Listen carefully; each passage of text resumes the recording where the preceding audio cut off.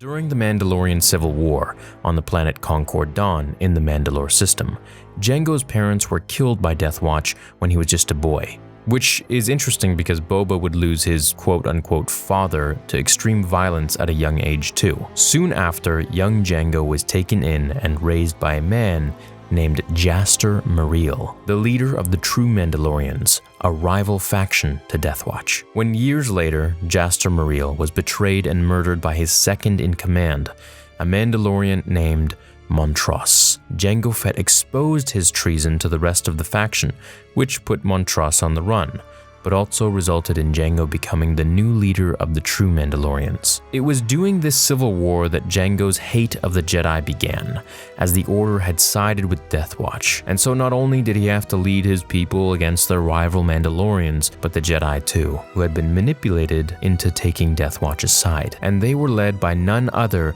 than a master named Dooku. Jango, being the killing machine that he is, did manage to take out several Jedi on his own, though ultimately the war was brutal for his faction, and in the end, he was the only Mandalorian to survive. He was arrested soon after by the Jedi and sold into slavery, much to Dooku's outrage. Eventually though, he did escape and brought vengeance to Death Watch, destroying their faction.